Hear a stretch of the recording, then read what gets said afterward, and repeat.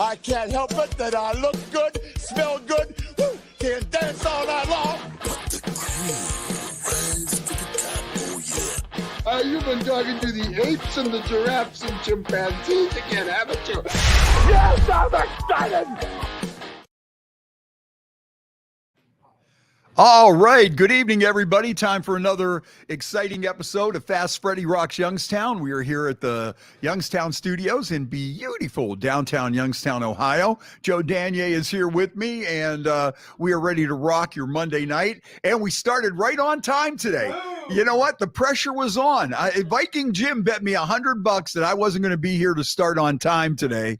And I think Joe was in cahoots with Vike because Joe got here, perilously close to starting time. And I had a chance to do something to Joe that people do to me all the time, and I never really get a chance to do it. And that's to point to their wrist and point to the watch. And people do that to me all the time. And I finally had a chance to do that to somebody else, and it kind of felt good. You're the responsible one. Good job, Freddie. Yeah, and I see my buddy Richie already commented, hey, maybe you'll start being on time for bike nights and all our motorcycle rides. And I said, Richie, don't push it, man. One day at a time. Small steps. We'll just go this one day at a time. We got a long way to go till motorcycle season. So, but who knows? Maybe I'm starting something. Maybe I'm on a, it's kind of crazy, but I have been late all my life. I think it's because we had a big family in one bathroom and we had 5 kids. So anytime we had to go somewhere and you had to get 7 people ready, I think we always kind of ran a little bit late. But the rest of my family is not tardy. I was late for school almost every single day, especially in high school. And I would get cracked every single day. I'd walk in, I'd be about 10 minutes late, 15 minutes late. I'd come walking in the building and the teacher would crack me with a paddle, and then I would go about my day. So did they tell you the 6 o'clock party starts at 5:30 just to trick you in getting there on time? No, that doesn't work. That doesn't work. People have tried that many times, but it just doesn't work. TJ checking in already. Good afternoon, TJ.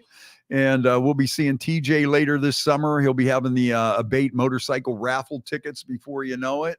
Oh, and we have the Abate meltdown party coming up pretty soon too. That comes up in February. That's like one of our first motorcycle parties, and we'll be there with TJ. And yeah, okay. See, Jaybird said the lying about the time doesn't work. No, you see right through it.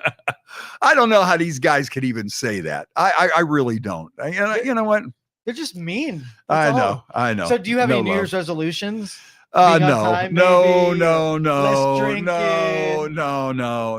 New Year's resolutions. Okay. Nothing at all.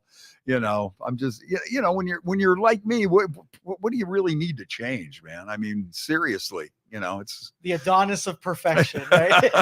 I have been the same way my entire life, though. I mean, when I was late all the time for high school. In college, I'd always have to try to take afternoon classes because, I'd get that one class that they only offered for 1 quarter, and they offered it at 7 o'clock in the morning. I think they did that to weed out the losers, Yeah. And it was always like a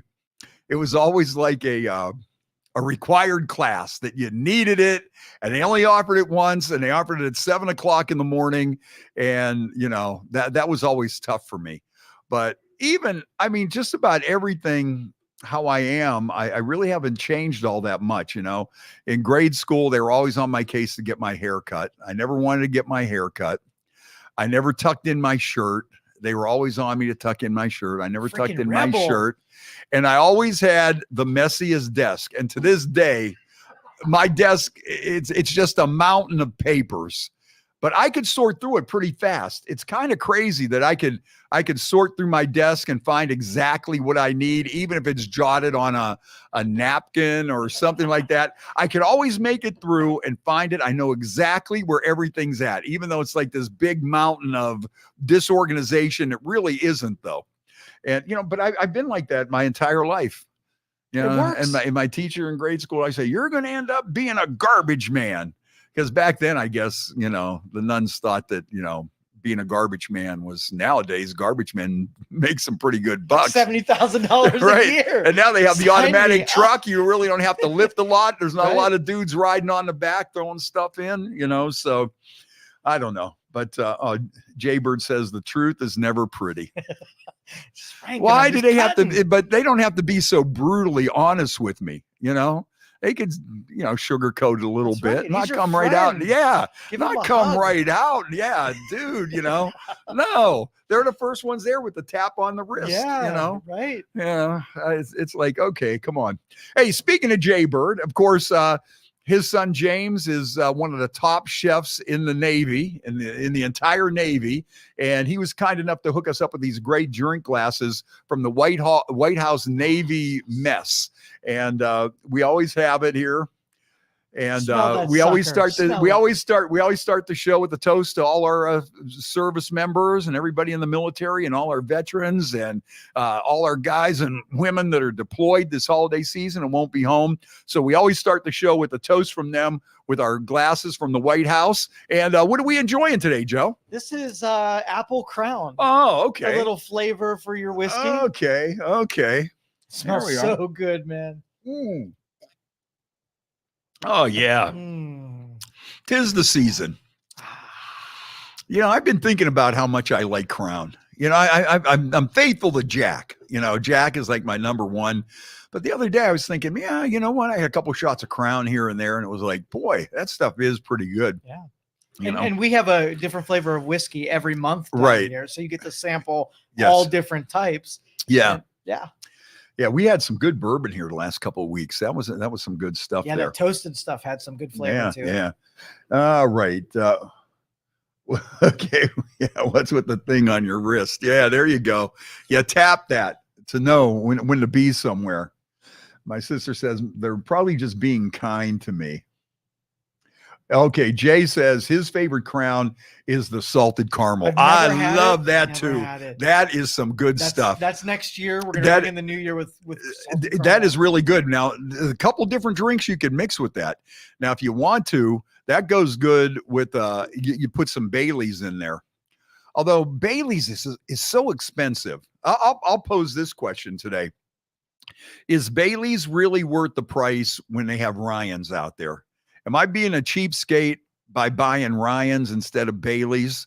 Because Ryans is like $15 a bottle. And I think Baileys is like 30, 35. Is there that big of a difference in Ryans and Baileys? Taste wise or Anywise, you know, when I was down in Florida, I went into the Ashley says the peach crown is good too. Yeah, a lot of people like the peach crown. Keith Sturgeon, artist extraordinaire, checking in.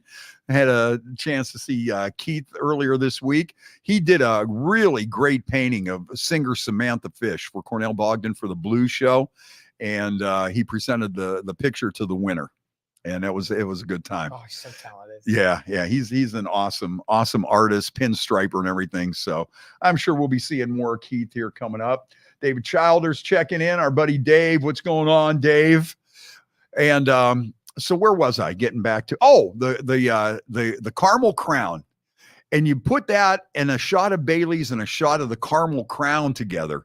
And that is really a tasty little festive drink. And I guess if you really want to be fruity, you could put a little whipped cream on it. Oh. But, you know, I don't like to mix whipped cream with my alcohol. You know, I draw the line. I like coffee and alcohol, but not whipped cream and alcohol. Somebody mixed me up an alcoholic eggnog and had whipped cream on it. It was so good. It was like a dessert. Yeah. It was good every once in a while. Yeah. You know, that's festive. You got to do it. Right. It's holiday season, so I can see how that goes. But the salted caramel crown is some good stuff. That should be our drink. Then you know what? You bring that, and I'll bring some Ryans. I'm gonna be a cheapskate and bring Ryans. You know, I went down when I was in Florida. You know what I like about those little nip bottles, those little single things. You know, they're easy to conceal. And I think in Youngstown, I don't know if we invented sneaking alcohol into events and that kind of thing and drinking out in the parking lot before you go into place. I'm not quite sure if we invented that here. I think we perfected it, you know, back in the day. And even now, you got people going to a bar, sitting in their car, drinking a flask, popping open 3 or 4 cans of beer in the parking lot. Then they go in the bar, they don't buy shit, and then they complain like there was a $3 cover charge. My hero, I read a story about some dude in Florida who went the couple days before an event and he buried fifths of alcohol in the ground and then dug it up during the concert and drank for free. Yeah, it was like in a place like Blossom or someplace. Right. And they went there during the week. They snuck in. And the next thing you know, it was like, oh, hey, here we go. Yep. And, you would think somebody from Youngstown would have invented that. I'm a little disappointed that we can't take credit for that. I bet somebody in Youngstown done that one before. Yeah. Hey, Maria's checking in today. Ran into Maria at the fireplace on Saturday. I'll tell you what, we had a nice get together at the fireplace on Saturday. It was for the athletes from Wilson and Mooney get together at the fireplace right around Christmas time for a little mixer. Now, of course, I was kind of a scrub. I was like Tony Soprano. I didn't have the makings of a varsity athlete, but I was a somewhat of an athlete nonetheless. But I got to tell you, we had such an awesome time, and the guys that were there were some of the best guys. It was just a room full of really good people, and I'm really proud to be a part of that whole group there, because every one of them guys, and it was just so fun. And Bob Seger has that song, "See Some Old Friends, It's Good for the Soul." I'm a firm believer in that. When I see people that say I went to grade school with, that I'm still friends with, or even people that I went to high school with, and that's been a long time, and you run into these people and stuff, and you're still friends, and you're still cool, and you talk to them. And I mean, to me, there's just something about it. Maybe I'm a little sentimental or whatever, but it just seems like when you get together with these people, or you see somebody you've known from first grade, and you're still friends, and it's like, wow, that's kind of crazy, because I think there's like a kind of a bond there, Do you still go to high school reunions? Oh yeah. Yeah. I'm usually the host. Okay. Yeah. Nice. The last one we had was at the Royal Oaks, and it was a hoot. People are still talking about that one. That was pretty much. Hey, speaking of the Royal Oaks and speaking about all this stuff, coming up on Saturday, we're going to have like it's a Wilson High School get together, but it's for everybody. I know some of my friends from the East Side are coming down, and I know some some crazy Struthers gals are going to come down, and we're just going to have a big Christmas party, and we're going to do that from like noon to 6, and do a little day drinking this way, if you're getting ready to go to midnight mass or something, you get a little buzz on beforehand. Or there's a lot of stuff going on in Youngstown later on in the evening too. So if you're heading out, I think the 8 Balls are playing over at Cedars, and that's going to be a big night. And my buddy Demas Papademus, who has a new song out that's really good, him and his guys are going to be playing over at the West Side Bowl, along with a band called Good Brother Earl from Pittsburgh. And those guys are really good. I totally forgot about those guys. We used to do a lot of stuff with them, and they're going to be out and about. So whether you're just into some day drinking, you can come and join us. And or if you just need a couple to get you ready before you head out to see some of these other things that are going on Saturday night, come on down and see us at stay loyal to the Royal. It's in the hood, but it's all good. Oh, nice. And like I say, we're billing it as kind of a Wilson High Christmas party, but it's for everybody. Everybody wants to be from Wilson. Like my sister, she went to Mooney, and she's just like, boy, I wish I could have been a part of your Wilson club. I think that's kind of scarred her a little bit, made her a little, I don't know. Yeah, but Dave says that tipping the bottle is not an athletic event.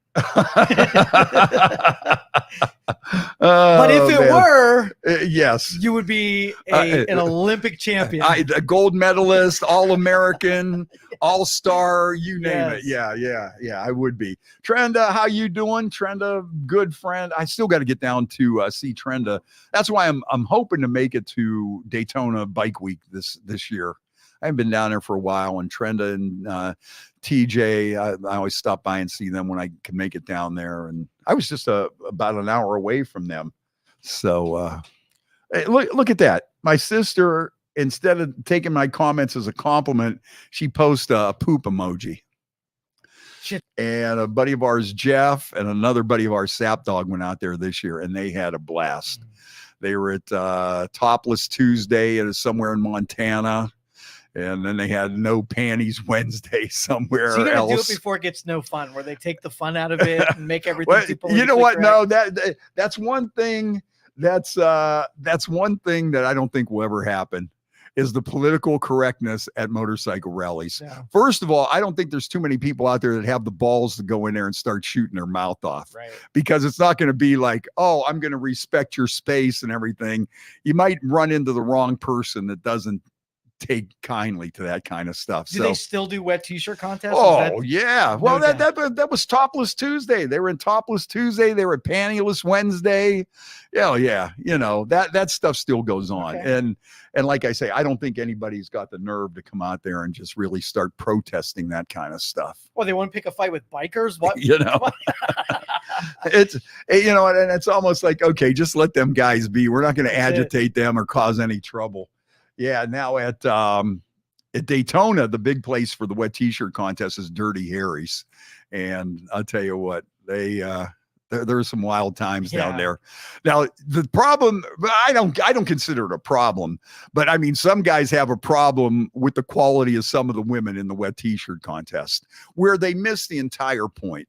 The whole point of the wet t-shirt contest is just the freedom and the fun and being crazy. Right. You know, you see these guys up there with a big pot belly and stuff, you know, and, yeah, look at that one. Look at those titties. Oh man. Oh, what a cow and all this stuff. And it's like, that's not what it's about. If you go to any of those events and thinking you're going to see like, hey, it's the Playboy Playmate modeling team naked, you know, you're not going to see that. Right. You know, it's just somebody that wants to jump up there and get in there and have some fun. Absolutely. And that's what it's all about. The just being crazy and the spirit of the whole thing is what it's all about. So you never really built your hopes up so high, but they're still hooting, hollering for any girl that gets up there. That's you sure. Better believe it. You better believe it. And what else was on there? Oh, okay. Yeah. Dave is talking about our buddy Sap Dog. He tipped this one lady $1 on Topless Tuesday, and we just make fun of him for being a cheapskate. It's like, that's 50 cents a boob, Sap Dog. Come on. At least go $1 a piece. Right. You know, you can't give her a $5 bill. You know, she's standing there, you're taking your picture with her and she has no top on, and you're going to give her $1, you know. Cheapy. And he thought he was doing good. He thought he was doing fine. He thought he was right there, and he thought he saw nothing wrong with it. And they made was she insulted? Did she give him a dirty look? I don't know. No, she was just happy to get you know what? And these guys made up patches for him to put on his vest. It says, you know, Topless Tuesday, whatever, Montana. And then on the bottom, the quote says, I gave her $1. Oh, yeah, so I got to get out there to Sturgis though before it's too late. Yeah. I ain't getting any younger, you know. And once you start getting to this age, you don't know, man. You know, you don't know one day from the next. So hopefully I can get out there. And that's why I'd love to get down to Daytona too here coming up. I think I want to have a little bit more fun. Right. Hey, Rick Allen is checking in. Hi, Rick. Rick is from WQMX in Akron, and he used to work in Youngstown, and he's wishing everybody a Merry Christmas and Happy New Year. Good to see you, Rick. And my friend Brenda checking in. Brenda from out in Polk, Pennsylvania. That's a little ways out there. And so Brenda, big Michael Stanley fan. Speaking of which, we have a Michael Stanley tribute coming to the Robbins Theater in February. And it's a bunch of guys. And then they're going to bring in Gary Markowski and Michael Gismondi, Danny Powers. And I think that's going to be a great show. So make sure you get ready for that one. What else I got to talk about? I think that's it for like the preamble here. Pre-ramble. Some people call it a preamble. I call it a pre-ramble. You know, because the crown hasn't quite kicked in yet. I haven't even touched my espresso. So you know, we have to honor tradition and talk about the Browns from Sunday as the perfect second segment. Holy cow. How did I forget about that? The shirt, like you wear the Browns garb and they win. Look at this. It's Victory Monday. I'm all decked out. I don't have my Browns beads on or whatever. But Marlo checking in. What's up, Marlo? Hey, Marlo, you and Jeff come on down to the Royal Oak Saturday afternoon. We're having a party. All right, man. Yeah, Jay Bird's ready to go to Daytona. I got to get back down there. It is a lot of fun. And you know, it's nice. You go down there and it's like in March. But you can catch some bad weather, though, sometimes down there where, you know, you can get 30-degree days. I remember one time I was down there. It was practically snowing. And it's really no fun, like when you go to like the girly bars and that kind of, well, every bar is a girly bar. You know what I mean? Every bar has good looking, scantily clad women, every one. So, I mean, if you're against that, you don't want to be there. You know what I mean? Don't look, Ethel. Like that song, you know, they call them the streak. Don't look, Ethel. It's too late. She's already been mooned. Yep. And so they have, you know, when they're there in sweat clothes and wearing a hoodie and sweatpants and stuff, it's kind of like, all right, this is no fun. Mm-hmm. Needs to be 60 degrees plus. But I'll tell you, one time I went down there and we were in a record cold snap here. It was like 7 below and Lake Erie was completely frozen over. And we're down there with a bunch of guys riding around. There was people from like Canada came down and Massachusetts and all these people that were freezing. And we're all out riding, man. It was a beautiful day. It was like 70 some degrees. So everybody decided to take a ride up to St. Augustine, you know, riding up to St. Augustine all the way along A1A, right up the coast and everything. Stopped at Flagler's Beach and a couple of those places where they have some stuff going on. Well, by the time we turned around and started heading back, it got so freaking cold. Oh. The wind is just blowing off the ocean. And it's like, I'm stopping in every dollar store I see to find a hoodie, a sweatshirt, no luck. Man, I got back. I was in like a hot shower for like an hour trying to thaw out, man, because I had a cut off t-shirt and I thought, hey, Florida. And nobody said once that sun starts going down and the wind starts blowing off the ocean, you're going to freeze your ass off. Yep. But you know, yeah, Dave said the last time he was down in Daytona, that might've been the time I was there too. Trenda's in Florida right now. She said it's 50s right now. Yeah. 2017. Yeah, this time of year when it warms up to 55 degrees, we put our cargo pants on. Oh yeah, right. It's like, hey, here we go. I'll tell you what though, but when I was down there last week, you know, that 60 degree off the water could get especially if it's windy. If it's windy and overcast, 60 degrees down there ain't like 60 degrees here. Unless it's psychological, you see the palm trees and you're thinking, okay, it's got to be. Yeah, but it's not. So yeah, the Cleve Brownies. Let's get back to that. Yes. Here we go, Brownies. Here we go. Woof, woof. Oh, that was really good, man. Does it remind you of the 80s, Browns? Yes. It does? Oh, the ending of that game. Nobody turned that game off at all. Sandra Miller, who's our midday host on Y103, she was talking about her TJ says that Oktoberfest is always better for the weather. It is October, and it's not as crowded, but you still have all the same amount of fun. Yep. Yeah, I would take Oktoberfest over the regular one, but it's always nice to get away. Heck yeah. When it's cold here and you go somewhere and it's warm, it just feels so good. So anyways, Sandra Miller said that her daughter had a dance recital or some kind of Christmas play or something. And she said all the parents were sitting out in the parking lot waiting to hear the end of the game. Nobody was going in. Hey, our kids are going to be dancing. They've been practicing all year. It's like, we ain't leaving this car till I find out what happens. And she said all the parents were just sitting in their car. And then at the end of the game, everybody got out and went in. Even though they were a couple minutes late, they all went in. They all understood though. I love it. But yeah, I tell you, it was like that everywhere, man. It's just people like love it right to the end, and then when that ball bounced out of his hands and took that crazy bounce and went flying in the brown. Yep. Oh man, before Najuko scored that last touchdown, I thought it was done. I was like, okay, yeah, too good to be true. And then the D stepped up, and I'll tell you. Yeah, Flacco, he's pretty good. Yes, Knock on wood. We don't want anything to happen to him, but You know what? He's like kind of the first real quarterback that we have had in Cleveland in forever. Although, how about Baker Mayfield? He went to killing it. Lambeau Field and put it to the Packers, So Go Baker. I still say Odell Beckham screwed that team up. I agree. I think with him and his dad, and they just started turning people against Baker. And I think he kind of caused the mutiny there. I really do. And that's why I'm not a big fan of his. And I just think that he started all kinds of stirring the pot. And we did not need a diva at that time. And we got it. Yeah. And he turned a lot of people against Baker when there was no need for it. Especially, we come off that season before beating the Chiefs, or not beating the Chiefs, but taking them to the wire. Yep. And he just screwed the whole thing up, and he just turned a lot of people against Baker. That's what I thought, anyways. So Brownies, man, gotta love it. Now the Steeler Nation, it's funny how they want to do this, how they do this. Browns fans 3 weeks ago with that reverse and stuff that blew the game again. What was that? The Chargers or the Rams? The Rams. Yep. The Rams game.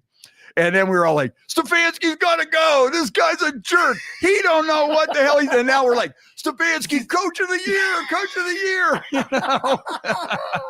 And that's like all the Steelers fans today are like turning their back on Tomlin now. He's got to go. He's a fraud. He never did anything. My question or my comment on that whole thing is, okay, so Steelers fans, that means you've been blowing smoke up our ass all this time that Tomlin's been there, because you were talking about how good you are and how you're the greatest team going, greatest team of all times, and we're still, one for the thumb and all this stuff. And now he's a con man. He only had Cowers players, and once Big Ben was gone, blah, blah, blah, blah, blah. It's like, wait a minute. No, that's not what you were saying, though, when you were talking crap to us. You were more like, oh, yeah, hey, Steelers, man, Steeler Nation. Now all of a sudden it's like, oh, this guy's been a fraud for years. It's about time he goes. But seriously, who are you going to get? Are you going? Is there anybody out there that's some kind of the next Bill Belichick? Do you think they're going to fire Bill this year too? Oh, nobody's safe. No, Bill's about done. It just goes to show you with Bill, that and maybe with Tomlin too. You got that franchise quarterback in there. It makes a big difference for these head coaches. Look at once Brady was gone, Belichick was nothing.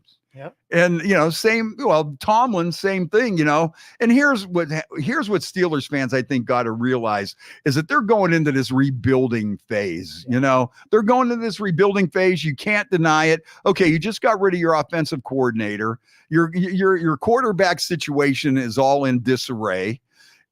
So do you really want to get rid of Tomlin now? And then you go into next season, and now you're thinking about a quarterback, a different offensive coordinator, then the people that you have already with your team, then you're going to change everything that they do. If you learned anything from the Browns over the past 25 years, you really don't want to go down that road. Yep. You could probably turn it around in 3 or 4 years and do a rebuild, but with the inconsistency, I don't think you're ever going to do it. You're just going to be spinning your wheels. Years or a decade of bad years. Yeah. And they're taking the decade route right about now. Right.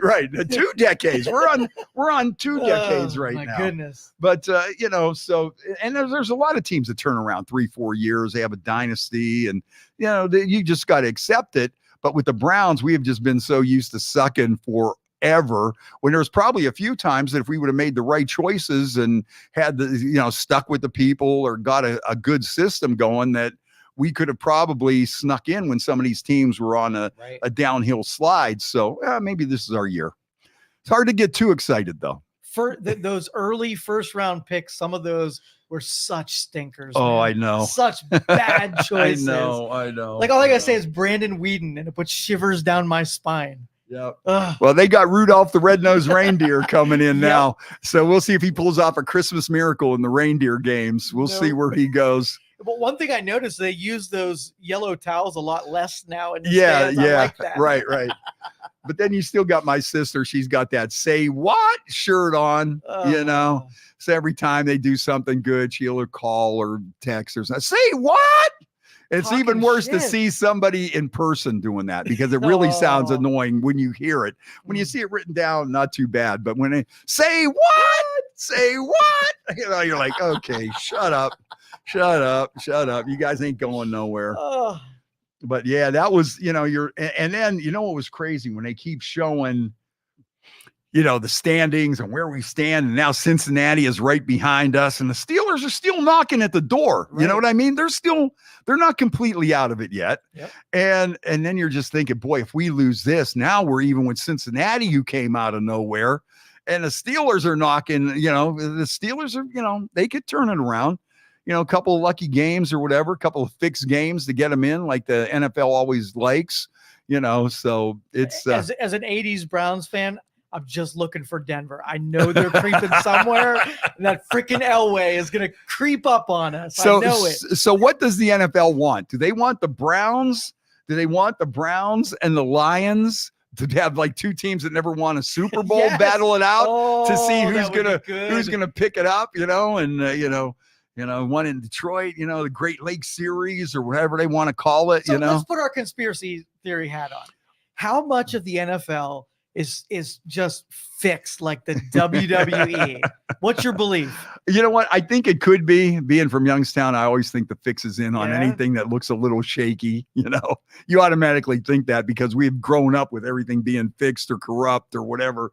But, it seems like since legalized gambling, you see a lot more of these bad calls. And I don't know if you're just paying attention to it more or if it's just something that, it's always been there, but you didn't pay that much attention to it. So if it is fixed, I would believe it. And if it's not, I would believe that too. But if it ever came out, it was fixed, I just don't like, how pro sports was so against anything gambling.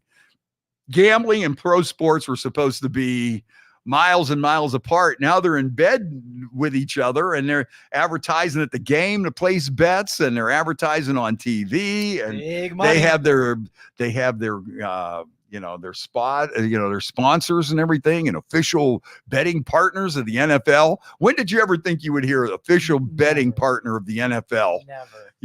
And so it's like they embrace it. So, yep. It's like everything else. It's like the weed. It's like the gambling. It used to be so bad and people would go to jail and people would get killed over it. And now it's like, oh, no, wait, we can make money on it. Wait a minute now. Yeah. Wait, let's take another look at this. Maybe we could do something here, Hey, you know what today is? As a matter of fact, I think we should do you're empty. I am. Well, we can't do a toast unless we do a little bit more then. Yeah. Give me well, you know what? Let me finish this and then we'll do a toast here because it's a special day and we really should be doing a toast with a double shot. Okay. Thank you. You're welcome. All right. Today is Keith Richards' birthday. Yes. From the Rolling Stones. So that's why you got to celebrate with a double shot. Let's do our Ukrainian toast. Okay. All right. You ready? Boot. What's my part? Hey. All right. Very easy. All right, this is an easy toast. All right, you ready? Yeah. Bootmo. Hey. Bootmo. Hey. Bootmo. Hey. Nostrovia. To Keith. Oh yeah. To Keith. I cannot wait to see the Rolling Stones this summer. Believe it or not, out of every band that is out there, I have seen just about everybody. I didn't see Led Zeppelin. That was one that I would really like to have seen. And then some of the real classic ones were before my time. The Doors, Janis Joplin, Jimi Hendrix. I would have loved to have seen all of them. But I've seen a lot of bands. I don't think there's too many out there that I could sit there and say, oh, I didn't see this guy, or I wish I could have saw this one. I think, for most of the bands that are out there, I think I saw a lot of them, but I've never seen the Rolling Stones. And we had this one buddy that just passed away this year, our buddy Vince, and he was the biggest Rolling Stones fan, and he never missed the Rolling Stones concert. And he would always tease me about that. Hey, man, 78, the Stones at, Anaheim Coliseum or at Los Angeles Coliseum. And then, it'd always have these stories. And then, Jay Bird, last time they were around, he kind of talked me out of going. He was so negative that. about it. And then him and Vinny ended up going to see him in Detroit or somewhere else. And hey, we're going. Oh, okay, thank you. Yeah, that's You like know, an asshole move, right? Yeah, Jay-Bird? I would say. I would say. But anyways, I cannot wait, and I hope they stay healthy, and I hope I have a chance to see the Rolling Stones one more time. So I'm holding my breath on this one. But I was reading some of the crazy things that Keith Richards has been known for. At one time, he fell out of a tree and wound up with a blood clot in his head. He was swimming with Ronnie Wood from the Stones, and he climbed up a tree about 7-8 feet off the ground. When he jumped off, he knocked his head and had a brain hemorrhage. And he's still ticking. And another time in 1989 on the Rolling Stones Steel Wheels tour, Keith heard there was shepherd's pie at the venue, and he wanted to eat a shepherd's pie, and he refused to go on stage until he got his shepherd pie. As a teenager, Keith Richards was kicked out of the Boy Scouts. During his teen years, he was a Boy Scout.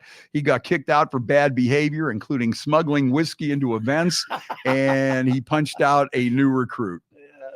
In the 1970s, Keith Richards was poisoned by some dope. He didn't know it was laced with strychnine. Ooh. And he said that it put him in a coma, but he wasn't really in a coma. He was out of it.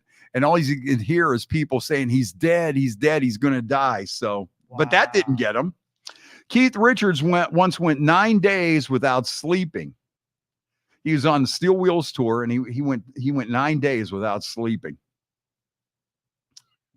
How about this? He almost got killed by some books. In the late 90s, Keith was at his home library standing on a chair to reach a book about Leonardo da Vinci's study of astronomy. He slipped and fell, and the books toppled over on him. Nothing can kill this guy. No. He's immortal. Another great story was he was punched in the face by Chuck Berry. And he picked up, he was walking by Chuck's dressing room, and he saw Chuck's guitar in there. And he picked up Chuck's guitar to strum a couple of things just to see. And Chuck caught him and said, nobody ever touches my guitar. And he blasted Keith right in the face. Wow. Well, there's that one tribute show they're doing. It's like a tribute show to Chuck Berry. And it's like Keith Richards and Eric Clapton and, Chuck Berry. And him and Keith almost got into a few fist fights in that one, too, because Keith was telling him, hey, we got to do it this way. We got to mic it this way. And Chuck Berry was just Chuck was really being a jerk. This is Chuck Berry music, and we'll play it Chuck Berry's way and everything. And they're going, but Chuck, we want it to sound good. Hey, if Chuck Berry's playing, it's going to sound good, And they almost come to blows in that one.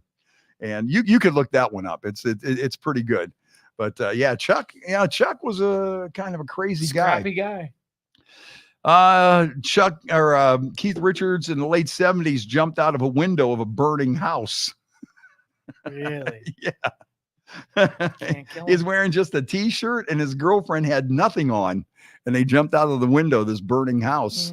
I don't know if a jealous boyfriend or somebody caught the house on fire or what. And he also talked about snorting his dad's ashes. And he later went on to say that story was kind of a goof. And I'm sure there are some things out there that Keith Richards embellishes. Once you got this reputation and you got this status, does he really embellish a lot of that things too? But then again, with Keith, I think a lot of these things are true. I remember one time reading an article about this guy, Sky Daniels, and he was from Hubbard. And he started out as a DJ, and then he was working at a radio station called WCUE in Akron for a while. And then I think he went to Cleveland, and then he went to some big markets. And then he went on to be like a big time record company executive. We should track this guy down and get him on the podcast because he would be fantastic. I don't even think people realize that this guy was from Hubbard. Yeah. His name is Sky Daniels. And it was either an article or he put a book out, and he talks about the time that he actually out-partied Keith Richards. And he was talking about him and Keith went for like 3 days straight, and finally Keith threw in the towel.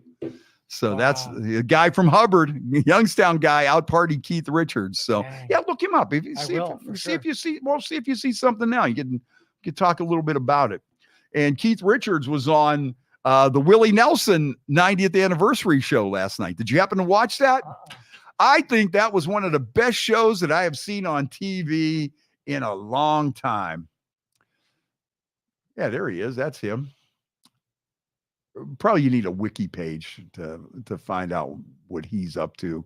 But yeah, this guy was from Hubbard, and man, he just went right up the ranks and really hit the big time.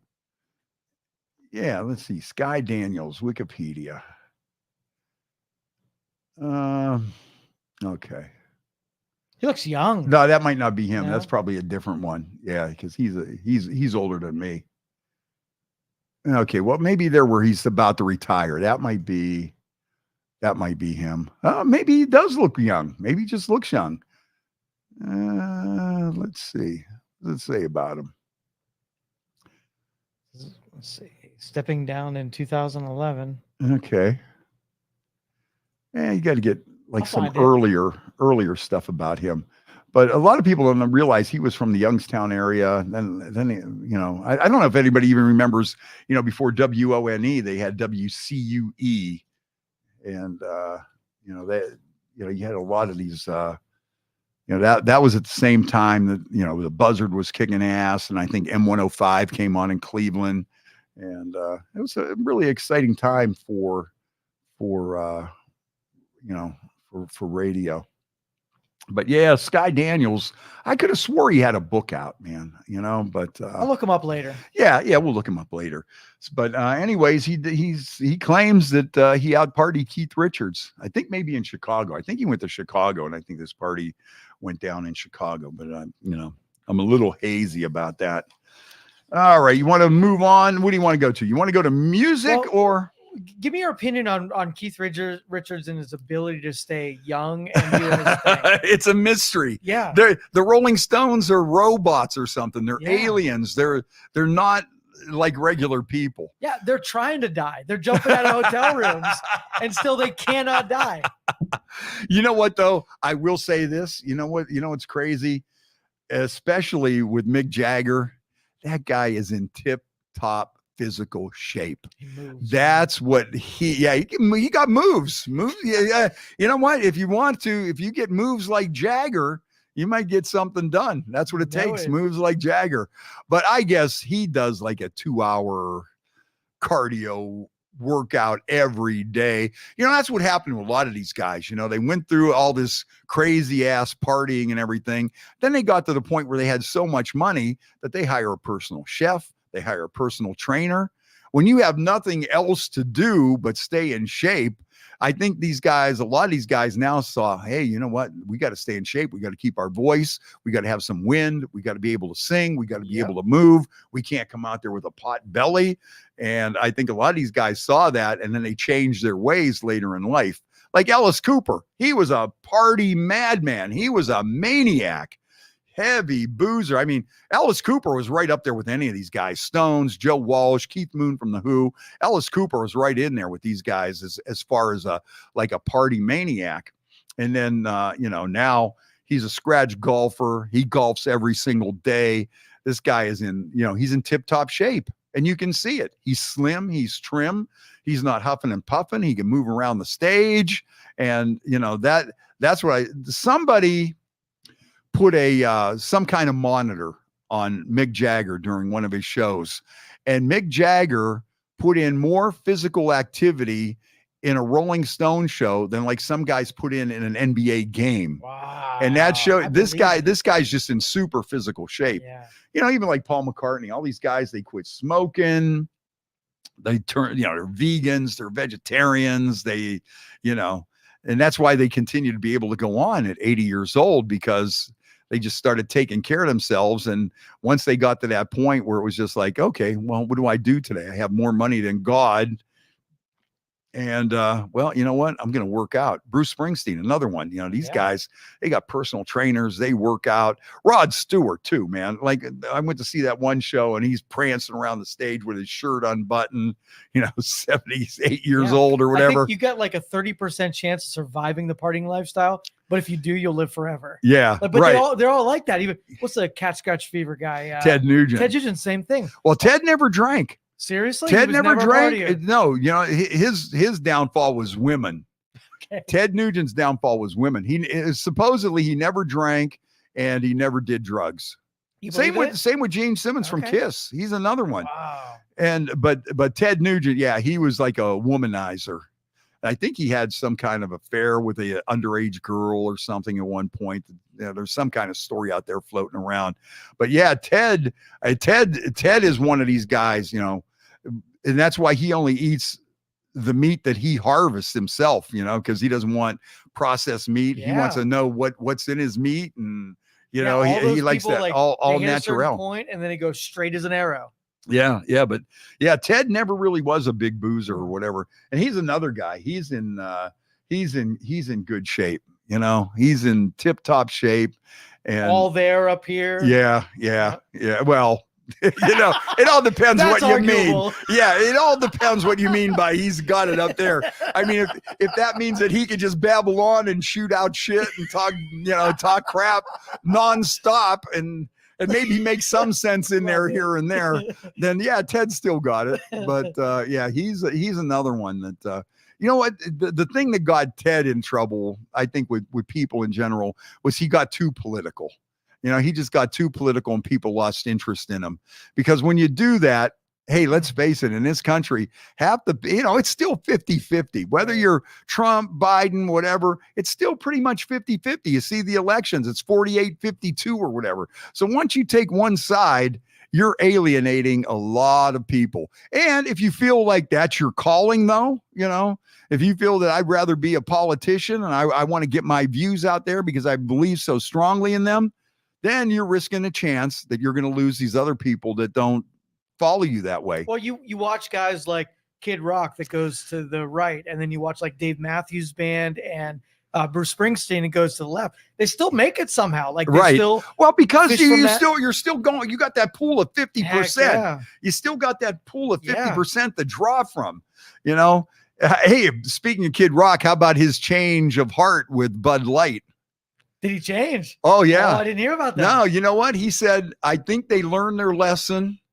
And he goes, I don't want to see American workers lose their jobs over this. We got to move on. And I said this from day one, and I'm on record somewhere saying this from day one. I said, if I was running Bud Light, I would throw the biggest pile of money at Kid Rock and have him be the spokesman and he's the one guy that could turn it all around.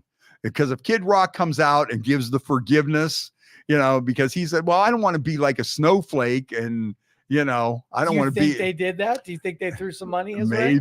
Maybe. You know what? Maybe this summer you'll see a big Bud Light Kid Rock commercial or something like that. But I said that from day one. I was like, if these guys really want to turn it around, and if you notice, Kid Rock has those bars in Nashville and places, he never quit selling Bud Light. And he was even seen with a Bud Light here and there. So is that just like a whole smart thing? So now if Bud Light wants to come out and Kid Rock comes out and says they have him at the factory or something, hey, this is Kid Rock. I support American workers. I think, win-win. This is what I'm here for. Or, hey, Bud Light is, honoring our American soldiers. And he could be the guy. He could turn around and be the spokesman for Bud Light and just turn this whole thing around. And I said that from day one. When they were struggling and stuff, I said, they got to get the Kid Rock, throw him some money, find out his price, whatever he wants, and tell him, okay, turn this around for us. It's a good plan. It really is. Yeah. And I wouldn't be surprised if this summer you saw that coming up. Yeah. Tracy Randall checking in as always. Tracy from the hood. Yeah, Vinny, we were talking about the Stones earlier. Our buddy Vinny saw him 14 times. Man. And I'm finally, hopefully, going to get a chance to see them once. Hey, how about this whole thing with Aerosmith? You haven't even heard anything about Steven Tyler since he blew his voice out. No. I wonder if that's really serious, because at least, you would think that they would maybe say, hey, Steven's, back and getting ready. I know with Bruce Springsteen, he was having those ulcer problems, but now you're seeing on his Facebook and stuff, hey, Bruce is feeling good. He's ready to go. But you really haven't really heard too much about Steven Tyler, how his recovery's going. And I'll tell you what, could you imagine if you have to give back all that money? Oh, from the tour. Because the whole tour was sold out Yeah. at big bucks. Can you imagine having, but keep this in mind too. Who's holding on to that money? And they're at least collecting some kind of interest, Yeah. number one. And number two, I wouldn't be surprised if they had some kind of big insurance policy on this tour too, because they do that even for rain and stuff. Some of these bigger artists, if their show gets maybe rained out at Blossom, if they have a big enough insurance policy, they won't even reschedule it. They'll just take the money and say, hey, you know what? Yep. Win for us. Yep. Yeah, sucks to be everybody else, but we got paid and we didn't even have to play. Sucks for the fans, man. Yeah. But I'm sure that there's some kind of big insurance policy out for that. I don't think you just do that. Same with the Stones. They got to have some kind of giant insurance policy out there for that. So, but we'll see what happens. I'm just keeping my fingers crossed. I'm knocking on wood, and I'm just hoping that everything goes well and I get a chance to finally see the Stones. I have a ticket, so You're in. I'm in. That's why I'm worried. Here it is. It's in December. The show is until June, 6 months away. I got my ticket, but that's my problem. If I ever plan anything in advance, it never really happens. I think that's because I'm a Sagittarius. I was reading some kind of astrology thing the other day, and it says Sagittarians won't make long-term plans because they think their plans can change at a heartbeat, and they don't want to be tied down to that day. What'd you say, like June? Is that what yeah, June 15th. Shouldn't you be boarding like an Amtrak? You never know. You never know what might come up. You never know what might happen. There might be a better offer than the Stones there. I don't know. No, You're as not of getting right any now, younger either. No, see, that's the thing right now. There's a few things that I got booked and stuff that I'm not doing any gigs that day. And I think 2024, I'm going to do a few less gigs. I think I'm going to, try to ride some more and fish some more and do some kind of stuff like that, but we'll see. But then somebody will call me up and go, dude, we got this thing going on, man. You got it. It's going to be, we need you down. And I'll be like, oh, what day? You Okay. don't know how to say no. What day? You're going to be doing what? Oh, okay. I'm there. So when you're down in Florida, do you do all freshwater stuff or you do ocean stuff? Ocean. Well, I don't really fish down there that much, when I'm down there. I mean, I did do freshwater fishing, when my son had his boat down there. But this last time I was doing tiki bar stuff. Doing tiki bar stuff. Safer. I'm petrified. Like I've fished Mosquito and Berlin and Erie my whole life. Like I do not want to throw a line in the ocean. It is so scary to me that if I pull something in, that it might be able to kill me if I reel it in. So no ocean for me. Oh, okay. Hey, but seeing how those big bass are down there and those big crappies, man, that's a lot of fun, man. That's a lot of fun. Very good. Very good. So I see Dave posted Bubbles Up. Bubbles Up is the title of Jimmy Buffett's last song. And it is so freaking good. As a matter of fact, speaking of tiki bars, I'm down there at the Sandbar, got my mojito, blueberry mojito, perfect day. And I got my headphones in and I start listening to Jimmy Buffett. And I played that Bubbles Up song about 15 times and it brought a tear to my eye. It was just like in the moment. You know what? I miss Jimmy Buffett so bad. Jimmy Buffett is one of the celebrities that we lost this year that I don't know what I'm going to do really. I mean, I am a big time hardcore parrot head. I have been from day one. See, I buy it, some people, maybe they're into politics and they're into this and they're into that. But for me, I buy into Jimmy Buffett's music. I think one of the problems, not really a problem with Jimmy Buffett, is that so many people. Yeah, I got a whole list here. We'll segue right into this. Okay. I think Jimmy Buffett, some people don't realize how great of a writer and a songwriter he is, because I think the whole Parrot Head persona overshadowed his musical talent. And I think the same thing for Kiss. Everybody looks at Kiss for the makeup and the big show and stuff. But when I was at that last show in Cleveland, I'm sitting there going, whoa, wait a minute. You almost forget that. Whoa, wait a minute. You know, these guys wrote all these songs, and these guys are playing these guitar licks and everything. It's like, oh, that's right. They're musicians too. You almost look at it second. And I think a lot of people, and you know what, somebody told me that one time. Somebody said, you know, the Parrot Heads have taken away, the Parrot Heads made Jimmy Buffett an act instead of an artist. Oh, yeah. And at first I was pissed off when I heard that. You know, what do you mean? But then when I looked at it, and especially when he died, in a certain way, it really did. Because when people think of Jimmy Buffett right off the bat, they think of Parrot Heads. They think of people partying and wearing a giant shark suit, and guys like me in a coconut shell bra and a grass skirt. And it's true. It's part of the thing. But they forget that it was Jimmy Buffett is such an awesome songwriter. And, you know, when you really sit down and listen to his songs and listen to his music, and, you know, he just always had that positive attitude, and songs about pirates, and songs about the Caribbean, and songs about fishing, and songs about being on the ocean. And, you know, I listen to that music, and it's like, he just takes you to this place. And, you know, Bob Dylan had said that Jimmy Buffett was one of his favorite songwriters. And at one point, Bob Dylan and I think it was Joan Baez, they did some kind of reunion tour, and they did a Pirate Looks at 40.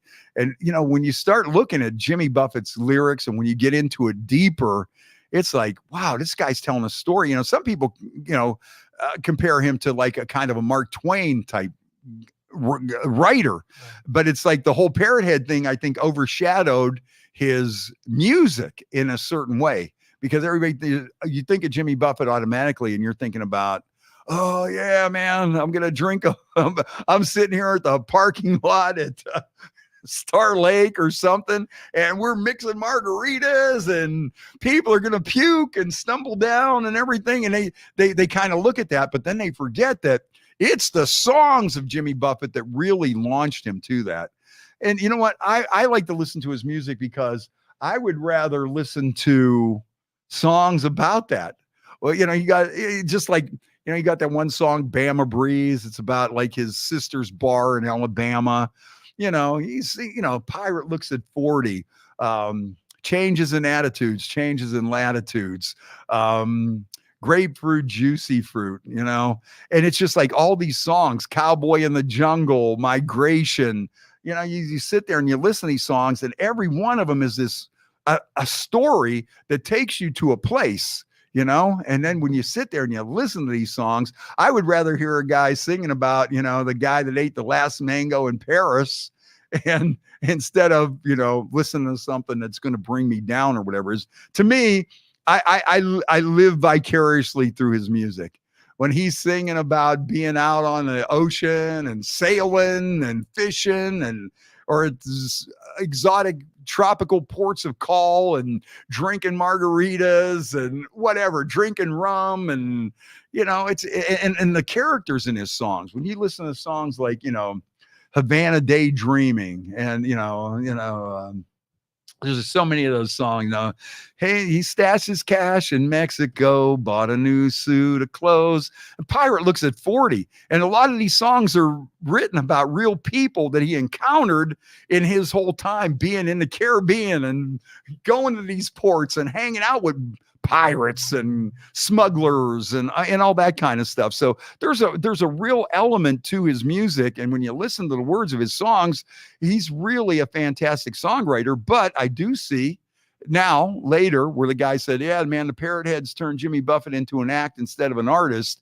You know, I could see how that could be. I really do. Yeah. And but maybe after his death, we'll sort of celebrate what he is, because it's the end of summer. Yeah, he's saying about that, the Sunshine Belt, the Caribbean. You know, I think we'll do right by him in the future. And he has some really great Christmas songs too. Christmas in the Caribbean, A Sailor's Christmas, ho, ho, ho, and a bottle of rum. I remember me and my sons, we were down in Tampa for Christmas one year in Clearwater Beach, and we played that Christmas album the whole time, and we were just living those songs, you know, Yep. and it was just like, you know, I can't believe how big of a void that Jimmy Buffett has left, because especially for me personally, and I mean a lot of other people too. I think some people are still like, I cannot believe that guy is gone. The last person I saw that kind of outpouring for was Tom Petty. People still miss Tom Petty too. Me, number one, that miss Tom Petty. But Jimmy Buffett, I mean, he was just a part of my life, you know, and not just me. There's so many people out there. It's like, where are we going to go? I mean, you would look to see where Jimmy Buffett was playing in the summertime. You had to be there. It was like a must be. I got to be there. I don't care what the tickets cost. I'm going. And it you know, with that gone, it's going to leave a large void that it'll never be replaced. You'll never be able to do that again. Yeah. You know, all these crazy people though, getting back to the Parrot Heads, which was part of the fun though. You know what I mean? Hey, can you control that? If people just have so much fun at your concerts, you know, that they take it to this crazy level. I mean, I think that speaks a lot too, you know, not to put down, you know, people being Parrot Heads and being, you know, because that definitely is part of the fun, man. You know, people would come there with their cars decorated like giant sharks, and some people would have a swimming pool in the back of their trucks or whatever. It used to be just, it was just to celebrate all these good feelings, you know, and you know, I'm just into that whole thing. You know, yeah, like Dave says, Jimmy Buffett was a lifestyle. Yeah. And you know what? He sang about the lifestyle that he lived. And I think a lot of us really wanted to live that lifestyle too. You know, just all the songs that he would sing and about the characters and the people that he would sing about in these songs. You know, I mean, when you really just sit back and put the whole Parrot Head thing aside and you just start listening to his music in depth and some deep cuts and stuff like that, you're like, wow, this guy's something. He's really something special. And as a performer, that's another thing though. That's why everybody loves him, because this guy, whether he would turn a major concert venue, like he was like some guy sitting there playing a guitar, an acoustic guitar at Put-in-Bay. He would drag you in. He would talk after every single song that he played. And he wasn't afraid to sit there and tell a story, you know, to talk about it or anything. And that was part of his thing too, is he knew how to entertain a crowd. He was such a showman, you know, and a lot of people can't do that. There's a lot of bands out there, they don't have a front man that could really go out there and sit there and talk on stage for a while, you know. Most of, you know, some bands, people would be, shut up and play some music, asshole. Oh, you know, they wanted to hear what he had to say. And he would, you know, he would engage the audience, and it would just be like, wow, you know. And, you know, he sang songs about his family, and, you know, that's why another reason you felt like you knew the guy. He had a lot of songs about his daughter, his wife, you know, his uncle, his grandfather, his great grandfather, his dad, all sailors and stuff. So a lot of that, it was just really real stuff that he was singing about. And, you know, I'm definitely going to miss Jimmy Buffett. I used to go see him everywhere. You know, some of these Parrot Head clubs and stuff. Would go to Chicago, would go to Philadelphia. One of the funniest things I've seen at a Jimmy Buffett show was in Philadelphia, right? This woman was so shit-faced, and she is just sitting there puking like crazy. Well, the EMS guys come over to take care of her, and it started a chain reaction puke. Oh, no. Because she was just so nasty, and we're just sitting there laughing so hard because, you know, they went to help her, and then the next thing you know, it was like something on Family Guy when they always have those big puke scenes. Or when they did the boom baba boom baba, right? And it was just this big chain reaction puke from all these people, you know. Yep. And you know, we'd go see him in Chicago. I saw him one time, New Year's Eve in Brooklyn, and Huey Lewis and the News opened the show. And they even did a little shot on like Dick Clark's thing or whatever live from the show, you know. And that was a lot of fun. Seen him in Atlantic City. Atlantic City, that was a tough one. You get to Atlantic City, and you know, he was playing at the auditorium on the boardwalk, and they had a lot of pre-show parties out on the beach and everything, which really added to it. Okay, it's Jimmy Buffett. He's on the beach. We're having a good time.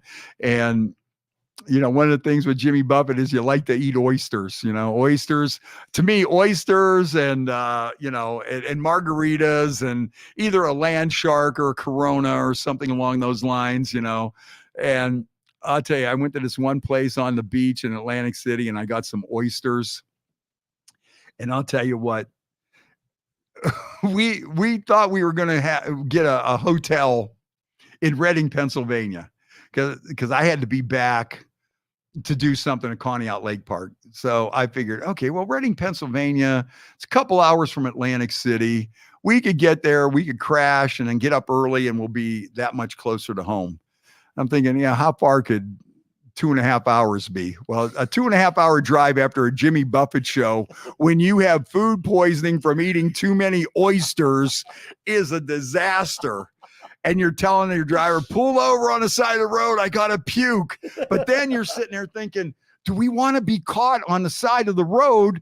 And here I am in my full Jimmy Buffett regalia, Here's a guy with, coconut shell bra and then this stuff and I'm standing on the side of the road puking my guts out, like on the turnpike or whatever. And I'm just thinking, please do not let the cops pull up right now because they're not going to believe I got food poisoning. And it was the oysters that hit me, Yeah. And I think it was because there were so many people there that they couldn't keep them cool or chilled or anything the right way, And I think, but it wasn't from the alcohol. Honestly, it was definitely food poisoning. And I'm just sitting there and I'm puking my guts out and stuff. And fortunately, no cops come by because I'm just sitting there thinking, oh, this is, that would have been terrible. Oh, it would have been. And then it turned out that my gig got rained out at Conneaut Lake Park that Sunday anyways, and I didn't have to even be there.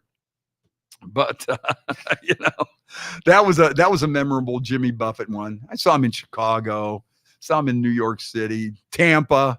Tampa was always fun, Tampa, because before the show, you can get your oysters and find somewhere you're eating shrimp and, the shrimp, they're beginning to boil. And, you could just immerse yourself in that whole Jimmy Buffett culture. Yeah. And what, if you've never been to one of their shows, like they attract so many people from so many different demographics. Yes. Not only that go into the show, but they fill the city up with just partiers. Like it was amazing. I've driven through a lot of cities for, Daytona 500 and bowl games and whatever. Jimmy Buffett concerts were the number one for like just sacking an entire city that they were doing a concert in.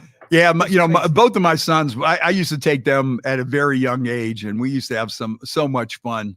Although I remember one time my oldest son got pissed at me. We're in Chicago, and we're taking the subway out to the L out to the stadium. It was at that Toyota Park, which was outside of Chicago. And I get on the subway and the first thing I do is I crack open a bottle of Jack and I just start chugging it. My son was going to jump up out of his seat and beat me up. I was like, be cool. He's going, we're going to get arrested. I said, we're in Chicago on the L. I said, I don't think somebody's going to stop us. No, there's a guy shooting meth. Yeah. I don't think they're going to care that I'm nipping on this bottle of Jack on the way out to the Jimmy Buffett show. But I would say from all the places that I went, hands down, the best Jimmy Buffett tailgate parties were at Star Lake by far. It was just like a Parrot Head haven. Now they say Cincinnati is a big one too. Never made it to Cincinnati. And Jimmy's really big in Cincinnati too. That's another one of the first cities that really embraced him, and of course with Finn, she come down from Cincinnati, took her 3 days on the train. And that's why I took the train too, to see him in Tampa that time, Yep. Yeah. Took me 3 days on the train looking for some peace and quiet. You know what else we used to do that was a major, big time fun thing? We used to do Jimmy Buffett night at the Boatyard in Liberty. And that was on Wednesday nights. And we had that place so packed every single Wednesday night. It was just it was just insane, man. But yeah, I'm definitely going to miss Jimmy Buffett. I don't know what I'm going to do. Now, I see his guitar player, Mac McAnally, has been out on the road. I think they're going to do something because they said they had Jimmy's blessing, and I believe it, that Jimmy wanted them to keep the music going and stuff. He didn't want it to end. He didn't want the party to end. And now that I'm reading some of these stories about his passing, Jimmy Buffett was really upbeat to the end. He recorded that Bubbles Up like 4 months before he passed away, and it sounds awesome. That whole album, you know, you wouldn't know that this guy had 4 months to go, right. You know, but he always had that upbeat attitude, that positive attitude, and everybody that was around him when he passed away just said he was Jimmy Buffett right to the end. Yep. And he definitely did want the band to continue on in some way and to keep this music going. So, and who would you put as front man though on that group? That's a good question. Who would you put as front man? I mean, would you do Kenny Chesney? Is that too? Would you do Zach Brown? It'd work, but still, that would be a hard shadow. And I see John Mayer stepped up and threw his hat in the ring. He said he would do it. A lot of people were against him, but John Mayer is one of those guys that he's deceiving. You know what I think happened with John Mayer? You know, he became like that poster boy, pretty boy. He was a heartbreaker, breaking all the hearts of all those supermodels and stuff and actresses. But, you know, then when he went on to play with the Grateful Dead, some people were like, John Mayer and the Grateful Dead, this is crazy. Yep. This is insane. It'll never work. And he fit right in. Yep. So, you know what? I wouldn't be surprised if he could be like one of those guys. Yeah. You know, if you got the talent, you know, he might be able to fit in there, you know, but I was thinking either Kenny Chesney or Zach Brown might be the guys that could. You got to be super chill. Like you just got to have the personality for it. Yeah. Yeah. Or do they just, you know, let Mac McAnally, his longtime, you know, partner, and Peter Mayer and Dura Shakur and the whole band, they just keep the Coral Reapers and just reel it in a little bit. Yeah, that wouldn't be bad. But are those guys that good of a front man? You know, that's the thing you need, though, with the Jimmy Buffett thing is you got to have that front man. You got to have somebody that's in there to sit there and say, yeah, okay. Tell the stories and engage the crowd. Yeah, sure. You know. Yeah, Jimmy would come up there and go, oh, yeah, you know, there's this burger joint over in Akron we used to go to. And, you know, everybody go crazy. And he would just bring up every one of his shows that every city he played was geared for that city. You know, if he was in Pittsburgh, he'd be talking about pirates on the Monongahela River. And, you know, he'd be giving a shout out to Youngstown. And, you know, and he'd be saying, yeah, how many people were here when we first played at, you know, the Syria Mosque in 1973, and everybody would go crazy. And then, but he would do the same thing in Chicago. He would do the same thing in Tampa, and it'd be totally different. And all the videos on the thing would be focused for that city. Yep. And, you know, he was really a master at that too, you know, making it local. And I always thought I was going to always want to write an article about that for radio because, you know, radio, they always tell you want to be local. You know, you want your radio station to sound like your city. And I thought Jimmy Buffett was the prime example on how you do that. When he would play in Pittsburgh, that show was for Pittsburgh. When he would play at Blossom Music Center, that show was for Cleveland, Akron, Youngstown, Canton. When he would play in Tampa, it would be directly for Tampa Bay. It would be all local references, the videos that were on the screen. You know, when he played in Chicago, you'd see him sitting at the Billy Goat having a cheeseburger, you know, and he'd be riding his bike through downtown Chicago and stuff like that. It was always just every single show that he played was just different and local. And I think that made a big difference, man. Sure. Awesome showman, awesome writer. And like I say, sometimes I think the too many people associate just the parrot head thing. And like I said, I saw the same thing with Kiss, you know, because when you think of Kiss, what do you think? Gene Simmons' ego and just all the different infighting. And, you know, Kiss is like a soap opera too, you know. Kiss got so much stuff going on. And then everybody focuses on their merchandising and this and that and how Gene wants to get every last penny. But then when I'm watching that show, you know, and I'm watching these guys jamming and stuff, and I'm thinking, oh, these songs are really good. And it's like, oh, wait a minute, these guys wrote all these songs and these guys did all this stuff, but everybody kind of looks past the music because there's so much other shit going on around the whole thing. Well, see, in the 80s, that was sort of a luxury. Like, we didn't have MTV. Right. So I got introduced to music through just the cassette tape and the CD. Right. So I never saw half the bands that I was listening to. So you got to dive into the actual music. Yeah. You didn't get distracted by the big uniforms and costumes and whatever. Exactly. And you know what? And I saw somebody I just recently, I think it was Bill Maher, was interviewing Rod Stewart. And you know Rod Stewart, he's Mr. GQ, and he has some kind of crazy suit on, and he looks like $1 million, and he's dressed to the nines. And then, Bill Maher starts saying, he goes, Rod, he goes, I'm looking at like your resume here.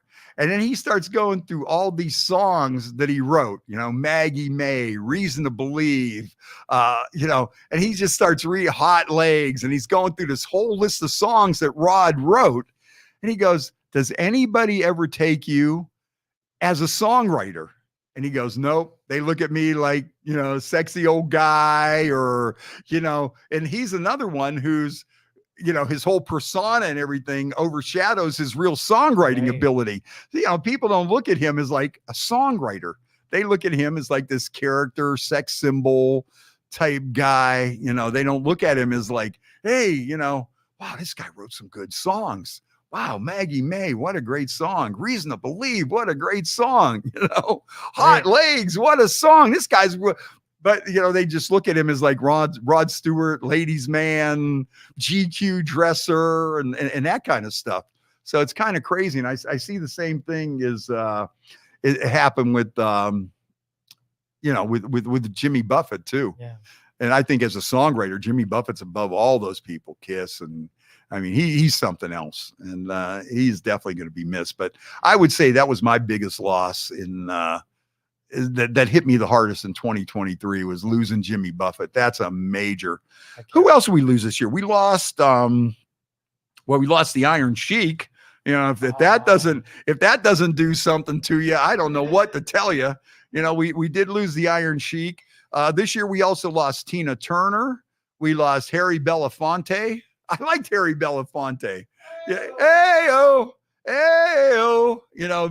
Jamaican Farewell and Telly Man, Come Telly My Bananas.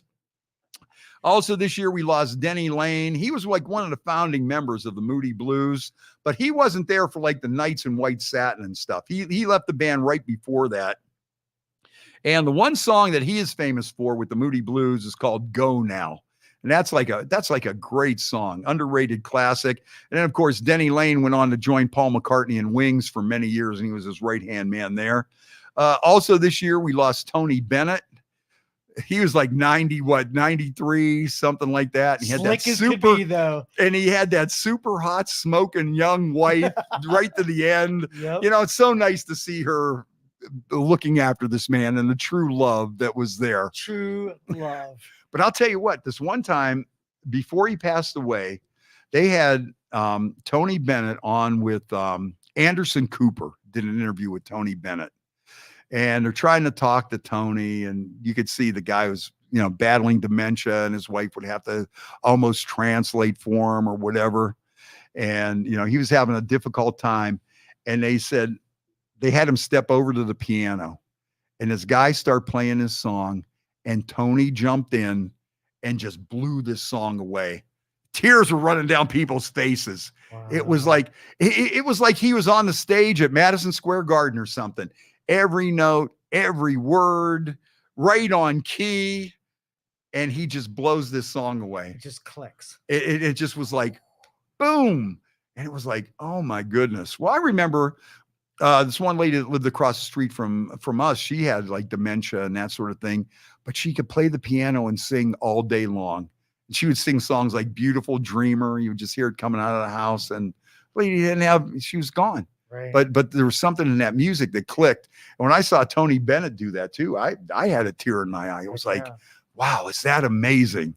And his voice was strong, and he just the way he was singing and his hand gestures and just his posture and the way he was coming across is like, this guy's like singing at Madison Square Garden.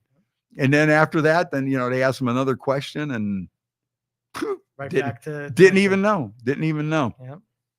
Other people we lost this year, Gary Wright, he did Dreamweaver. Remember Dreamweaver? Mhm. My Love is Alive. Dwight Twilley. Now there's one I don't think everybody remembers. Dwight Twilley. He had a song called Girls. I like girls and I'm on fire. He had 2 songs. He's like a 2-hit wonder. Also this year we lost Robbie Robertson from the band. You know who else passed away early this year? And I think a lot of people forgot about David Crosby. You want to talk about another remarkable talent, but a guy that was just cuckoo. And the drugs got to that guy, you know, but he was so talented. And him and Graham Nash, when those 2 guys would sing together, they couldn't stand each other. They were always at each other's throats, and they would get on stage and they would just harmonize to, like, you know, Crosby, Stills and Nash is probably, you know, one of the best vocal groups ever. I would say Crosby, Stills and Nash, the Eagles, the Beatles, the Beach Boys are probably the top 4 greatest vocal groups of all time for harmony and everything. And it was just like, you know, Graham Nash and David Crosby could just sit there and sing and just have these great harmonies. And then, you know, after they were done, they were going to kill each other. They wouldn't even talk to each other. Right. But it, you know, he was something else. He had 2 livers, not one. He blew out 2 livers. Which a lot of people were pissed about that because it's like, how did this guy get up on the list? He, you know, he was a convicted felon, heavy drug user, you know, his second one. Yeah. How's this guy get 2? And there's people out here waiting for 1, you know? Yep. Oh, and how about with David Crosby? You know what his other claim to fame is? Remember, he was the sperm donor for Melissa Etheridge and her partner's baby. Yes. No way. Oh yeah, they were on the cover of Rolling Stone together. Wow. And they were like dressed like flower childs or something. And it was like, who was her partner? Anne H, maybe? Yeah. Does that sound right? And then yeah. after all that, then she went back to being straight. Is there a Crosby kid out there somewhere? Oh yeah. Yeah, No, he's alive. Oh yeah, he's out there. Yeah, no, so he got some talent in the DNA. We need to drum that up. Yeah.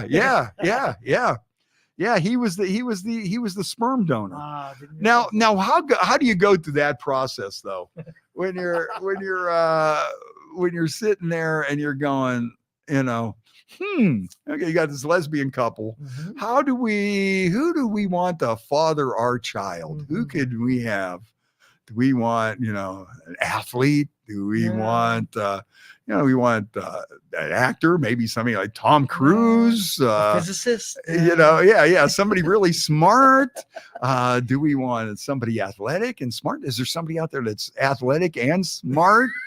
And then they say, you know who we really need? Light bulb. Ding, ding, ding. David Crosby. Yes. And then they go, you got it. I was just thinking that. Isn't that crazy? Hey, David, you want to rub one out? We got some news for you. Oh. But, you know, yeah, so that's kind of crazy. We lost Gordon Lightfoot this year. He's another one we lost, you know, Wreck of Edmund Fitzgerald. And you know what? We got to give a shout out to our buddy AC McCullough. We lost AC McCullough this year. That was a big loss in the radio business. Youngstown radio icon, been around forever, and he is definitely missed. A couple of TV people that we lost this year, and this one really broke me up because I really wanted to be on this show in the worst way. This was like one of my goals in life was to be on this show. And when this guy passed away this year, I was seriously heartbroken. This one touched me. There's a picture floating around out on the internet of me and Viking Jim and this guy, and we still didn't make it on the show. Now there's a 0% chance. 0% chance. Okay, this is another one here, another heartbreaker, because this is something on my bucket list that I was really trying hard to do, and I came very close. Jerry Springer. We lost Jerry this year, and I was trying hard to be on that show. And the one time I know a ton of people that have been on the Jerry Springer show. I mean, from day one. A couple of guys I call the Lowlife Brothers out in Warren, they were on the show, and they were on there for something like, you know, for furries, and it was something like people that can only get off with people dressed in fuzzy animal costumes and stuff. And so the Lowlife Brothers, and then another group was in Alliance. Believe it or not, there was a lot of people from Alliance that were on the Jerry Springer show. And I run into this one woman, and we called her Granny. And Granny's son was on Jerry Springer a couple of times, and he was like a heartbreaker. He was using these women. So Granny decides to come on the show and try to prevent him from getting hooked up with this other woman. And the next thing you know, Granny's on there flashing the crowd to get her Jerry beads. And we did a party at one of the bars. I think it was a Town Tavern in Alliance. You know, we had a viewing party and everything. Yeah. And so Granny was there, and she's flashing her tits, and, you know, the kids there, and, you know, they're still bitching that he was a heartbreaker and all this crazy stuff. And then, you know, other people are coming up. Hey, you know who I am? No, I'm the Chicken Man. Remember the episode with the Chicken Man? And then all these other people that were on Jerry Springer from Alliance are talking about how, like, you know, they would send a limo to, like, say, the trailer park or whatever. And these people would go out in style. And once they got to Chicago, first class all the way. They would give them all the booze they could handle because they wanted them liquored up on the show. Yeah, they wanted them liquored up when they were on the show. So, you know, these people would go there and they would get all liquored up, and then they would do the show. They would get in a fist fight. And then the minute the show was over, that was it. You were on your own, out the door, next. And they would bring them all in. Another guy we had that was on Jerry Springer a lot was Chucky the Midget. And he was happy with doing that. So don't say, oh man, you know, I'm politically incorrect or whatever. I mean, he was in the midget tossing. He was in the whole 9 yards. There was a lot of small people out there that didn't like him because of, you know, he just exploited it. He did not care. He said, you know what? He would be like dressed up as Chucky at haunted houses, anything that you could do, you know, with a small person, he would do it. One time for Valentine's Day, we gave away a chocolate covered midget, and we had this big box, and we had him in there, and he was covered in chocolate, which ended up resulting in burns and some injuries when I had to power wash him to get all the chocolate off at the end of the thing at a car wash, you know. But we would take him to places like Packard and different places, and we had a big bow on his big thing. You know, of course, we you know, took like 2 or 3 guys to carry it in because he was heavy. And so, you know, so then like everybody would come out of the Delphi, the Packard plant, and I'll be standing there, and it would be like somebody's birthday or something. So, you know, there's something in this box. Okay. You got everybody in the plant is standing there, and you see us come in, and you see this box with a ribbon on it. So it's like, what can be in the box? You know, it's going to be something crazy. And then little Chucky would jump out covered in chocolate in a diaper. So he was on Jerry Springer a lot. He was on Jerry Springer for a lot of different things. And anytime they would have something where they would need like a midget, he would come out. It would be like Playboy bunnies that can only get off on midgets, or it'd be somebody, I'm cheating on somebody, and, you know, the woman would be on there, and then she'd be going on, you are not half the man that this guy is. You know what? You wouldn't be losing me if you could please me like him, if you would treat me as good as him, if you could do the things that he does, then we'd still be together. All of a sudden, here comes Chucky the Midget out, and then all hell breaks loose. Yep. Another one they had was the Midget Clan. Now, not only did the Midget Clan not like black people, they didn't like tall people. And, you know, they had this whole thing, you know, they had like, you know, the Midget Clan meeting and stuff. I swear they filmed it out by the old radio station on Webb Road. I swear they did. And so then at the end, the Imperial Wizard of the Midget Clan turns his back on the whole group, and he marries a full-size black woman. And then all hell just breaks out. So anytime there was a need for a midget on Jerry Springer, Chucky would be there.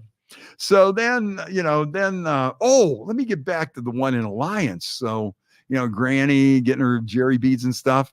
Well, it turned out that guy went goofy and he was involved in like this police chase and a manhunt, and they arrested him out by the Walmart. And it was just like crazy. It was insane. And you know, Granny called me up crying. She goes, "Oh man, you know, I don't know what you know," but she was kind of like, well, he was going off the rails anyways, and it was like almost expected. But so that was the end of that. Now, do you think you were turned down for Jerry because you're too normal? Wait, I will get to that. All right. Okay, I got to get to the whole story All right, me knocking on the door. I see our buddy Wild Bill's talking about the time that Hubcap and the midget were in a grocery cart on 422. We were trying to set a world record to see how far you could push a midget in a shopping cart. And back then, he was also working with the WWE. He was Jerry the King Lawler's right-hand man. And he was like the little king, and he would wear the same outfit that Jerry Lawler wore and stuff. So Hubcap has him in his shopping cart dressed up in his King WWE outfit. But every once in a while, he would jump out of the shopping cart and start beating Hubcap with a wiffle ball baseball bat. And he did that from downtown Girard all the way to the Eastwood Mall. No way. Oh, that was just so wild. So now me, in my last ditch effort to get on the Jerry Springer show, and I thought I was in for sure. Now, remember what you said about me looking too normal, because that did come into play at one point. And so anyways, I'm out at this motorcycle rally out in Newcastle. It's called, what do we call that? Thunder at the Cascades. They don't do it anymore. But this was like kind of a wild motorcycle rally with like a slip and slide and a wet t-shirt contest and anatomy contest and, you know, women topless just wearing tons of beads. And I mean, it was just all out, all out. I'm the host of this whole thing. So I run into this woman, Crazy T. Now, Crazy T is riding around in a golf cart, and she's selling willy beads, which are these little strands of beads that, the women are getting beads for showing, well, the women would buy these beads and throw them out to guys for exposing themselves. Okay. And I mean, she had all kinds too, like little Cleveland Browns. And so she was doing this. She was making a little bit of money on the side going out to all these things. So then it hit me. I said, you know what we need to do? I said, I'm really trying to get on Jerry Springer. And then the whole thing hit me. Okay. I said, why don't you come on the Jerry Springer show with me? And our angle will be, I'm your jealous boyfriend, and it's either me or the willy beads. You know what? If you got to quit going out to these biker things and selling these willy, because she wanted to promote the willy beads. And I thought, here's how we could do this, because then once everybody would see these things on Jerry Springer, everybody would want some, just even for the novelty, Right. So I said, listen, why don't we get on there and just say, we're a couple and I've had it. I'm done with you coming out to all these biker rallies and selling these willy beads and giving them to guys for exposing themselves in front of you and stuff. So it's either me or the willy beads. So she goes, you know what? That's a pretty good idea. So I send it into Jerry Springer and they bite. And they are just like, so then the whole process starts rolling, And I mean, it was, like, okay, could you guys be here this date? We're going to work out this, that, the other thing as it continued to roll on. Then somewhere in the mix, they wanted like Viking Jim to show up in like a teddy bear suit and something like she could only get off on. They were going to incorporate. They're going to incorporate like the furry suit into the whole thing and stuff. And I can't remember exactly what there was another kinky twist in there. And she said, no, you know what? I got to back out of this because I got kids and, the willy beads, they know, but this is just getting too crazy. I don't want to be in on it. And I mean, we were like getting airline tickets ready and everything. But one of the questions that they asked me, and they were a little concerned because I had too many teeth and not enough tattoos. Really? And they did bring that up. When you asked that, did you look a little too normal? And it was like, Failed in a the way, questionnaire. on that part, yeah, but they were willing to Wow. overlook it if we had Viking Jim there in this teddy bear suit and they started getting it on or something like that. And then that's where they drew the line. And They've got standards, man. you know what? And that was the end of my dream of being on the Jerry Springer Mm. show. But yeah, it was when Jerry Springer was going to run for U.S. Senate, I was the first guy to interview him on 570. And I did a really good interview with him. And I'll tell you what, I thought he would have made a good candidate because he really did seem like he had the people's best interest in mind. You know, he didn't seem like he was like, a goofball when it came to that. I mean, the Jerry Springer politician side was really, he seemed serious and sincere. And I think he really wanted to help people. And so then he went on to get a talk show for a while, short-lived talk show on 1100. And I kept trying to get in touch with him because I had all kinds of stuff that would have helped him. And I think they looked at me like, it's some dick from Youngstown. What does he know? But, and then the show fell apart. But I had some stuff in there that I thought that would really, it took him to the next level for a talk show host, But yeah, so it goes. So Jerry Springer, another one of my lost dreams, man. Yeah, and they'll never do a Jerry Springer show again. No. They'll never get away with it. They can't pull that off anymore. No, it's really sad. Boy, what a loss! What a sad loss for America. Maury Povich is gone too. So who's going to know whose baby daddies are out there? Right. There's and that was a guilty pleasure. So many, even if you deny it, you watched that shit just for the train wreck that it was. Oh, doubt. Jerry Springer, man. We used to do Jerry Springer watch parties over at the Ice House, Yep. and when different things were on, and we did like a double. We did the Weekly World News reading room because Rush Limbaugh had the Rush rooms. Remember when he was and they would have the Rush room and people would read these articles and go place and discuss it. We had the Weekly World News reading room and Jerry Springer viewing. It was just crazy. What was his bald-headed security guy? What was his name? Steve Wilco. He was my hero, man. Steve he Wilco. Was so good. Yeah, Steve Wilco. And then Steve had a show for a little while afterwards, but it wasn't the same. Yeah. But yeah, Jerry Springer. I mean, that with the political correctness now, you'll never see anything like that again. That'll never happen again. Other people that died this year in TV, Norman Lear. Norman Lear was a groundbreaker. He was the guy that was responsible for All in the Family, the Jeffersons, Maude, maybe Good Times. When you see the stuff, when you see clips from like All in the Family or the Jeffersons, today I could just see people cringing, like folding, like I could see them going into but people didn't take it that way. No. People didn't take it as an insult. They saw the comedy in it, when Sammy Davis Jr. kissed Archie Bunker. Oh my, I saw one today. They had Archie do the eulogy for his friend Stretch Cunningham. They show up at the funeral, and after all these years, Archie finds out that Stretch Cunningham is Jewish, and he has to give this eulogy. And you just see people eat it, and everybody are just cringing. And I'm sitting there going, this would never be on TV today. And I saw another one. It was Archie Bunker was with the Jeffersons, and Lionel was going to introduce his girlfriend to the family. And it turned out his girlfriend was white, and his parents, or the girlfriend's parents, were mixed race. I'm talking now, what was that, 70, 68, 69, 70, something like that. Yeah. And, and then Archie had called George Jefferson's mom a mammy. So now they're kicking Archie out of the place. And then Archie says, when they saw they were going to introduce the couple, the parents, Archie goes, I ain't going nowhere. I'm staying here to watch this. And then there was just this exchange, and George Jefferson's going through the roof. And it's like, you would never, ever see anything like that on TV today.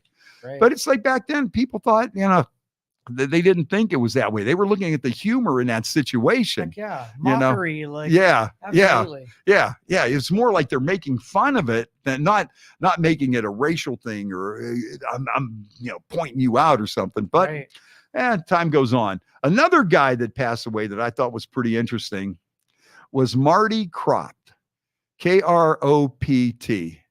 And he was the guy that came up with HR Puffin stuff. I don't know if you're young enough to remember that. Okay, you got to look it up. They were like giant puppets. And they had like the witchy poo and all this stuff, and it had like HR Puffin stuff. Who's your friends when things get rough? It looked like somebody on acid designed this whole thing. And then when you looked at it, then it hit you. Looking back on it now, the guy's name, the main character, HR Puffin stuff. They're puffing stuff. And then they had that other one, Sigmund the Sea Monster, and Land of the Lost. So that's for old people here. But and then this guy went on to do. They had this giant puppet, and they had witchy poo and the magic flute, and the trees talked, and HR Puffin stuff was some kind of, I don't know what kind of creature. But then the kid that was on there that had the magic flute, he was like the only normal one. And it was like witchy poo was always trying to get the thing. And Sigmund the Sea Monster was just as crazy as that. And then, and Land of the Lost too. Boy, everybody used to watch Land of the Lost. And then this guy also come up with the Donnie and Marie show. He come up with the Brady Bunch and the Barbara Mandrell Good Time Hour. These guys were like TV geniuses back then. Yep. They were coming up with this creative stuff, but like HR Puffin stuff. And then we also had another one on there that was like a puppet show. It was the Banana Splits. Did you ever hear the Banana Splits? You got to look them up too. The Banana Splits were like a rock band, but they were all, they were all different, animals, Yeah, 1 banana, 2 banana, 3 banana, 4, 5 banana, 6 banana, 7 banana, more. And also that's another one of those things that looks like somebody that was on acid. Snorky was an elephant. And, I was going to ask you if LSD was prevalent in this era. Well, you just look at that. But yeah, the Banana Splits, that was like must-watch TV. It wasn't animation. It was giant puppets. And, and then the cool thing about the Banana Splits was they had the banana buggy. And the banana buggy was one of those 6-wheel, like ATV precursor to what everything else going on. Plus it could go in the water. And they had the Banana Splits. Oh, that was funny. And they were a rock band, and they would always get into this kind of crazy stuff. But yeah, some of that 70s TV was something else. Another one that passed away this year is kind of a heartbreaker. I don't know if a lot of people know who this is. Sue Johansson. Do you know who Sue Johansson is? Hmm. Sue Johansson was like this 80-some-year-old woman that would give out sex advice. Kind of like a Dr. Ruth. Yeah. And she was just like, I think she was from Canada. And it was like your 90-year-old grandmother giving you advice on how to be intimate. And she was very sassy, right? No. She was like, and then she would always pull out these dolls. There she is. Look, there's one that she has like a dildo, and she's showing you how to do something. But yeah, Sue Johansson, she was like, you know who the other person is? Do you remember who the other old lady sex person was? Think of her name. I'll give you a second, and you're gonna go, oh yeah. Go ahead. It was Dr. Ruth Westheimer. Remember Dr. Ruth Westheimer? And she had that German accent, and she would, but they would be very frank. And that's the same thing with like Sue Johansson. She would be on there, and she would have these little dolls and stuff, and she would just answer these questions and you're just sitting there going, oh man, without blushing. yeah, no, and it was almost like matter of fact that the way she did this, And you might want to look up some of her old shows too. Sue Johansson, look up the Banana Bunch, look up HR Puffin stuff, look up Sigmund the Sea Monster. Everybody knows the Brady Bunch. Can you imagine how much money that guy made for coming up with the Brady Bunch alone? And Norman Lear. Can you imagine how much money that guy was worth with All in the Family and the Jeffersons and Maude and, One Day at a Time? One Day at a Time was probably his most mellow show, most mainstream, I would think. And he might have did Good Times too, because wasn't Good Times a a spinoff from the Jeffersons, maybe. I'm thinking. Yeah. So, yeah, these guys, I don't know. You just don't see that out there anymore, especially Lack with of TV. creativity, you know. And, especially with TV, and plus you don't know where to find half the shows now. Yep. A show comes out. Back then we had 3 channels. You had ABC, NBC, CBS, and Fox come along with Married with Children to kind of upset the apple cart a little bit, and that was like, that was a big thing when the 4th network came out. Yeah. But I challenge anybody in their 30s right now to name me a Wednesday night primetime show on either ABC, NBC, or CBS. I couldn't tell you. Nope, not a chance. I could not tell you. Nothing. I would draw a complete blank.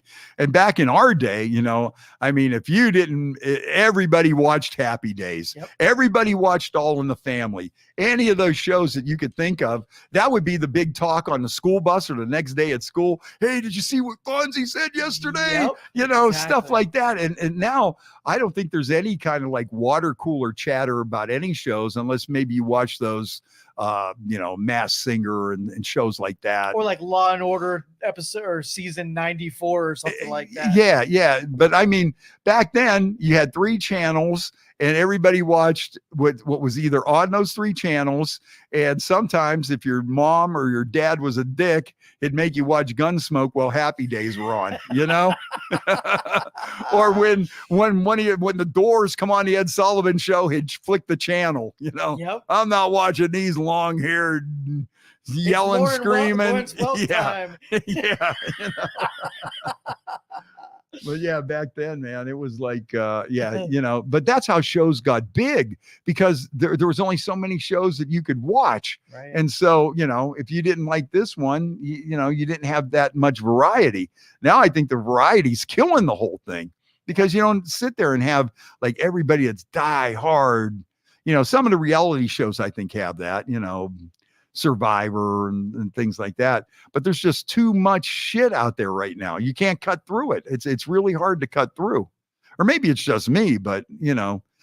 Are you watching any series right now? Not right now. I watch all those reels on TV.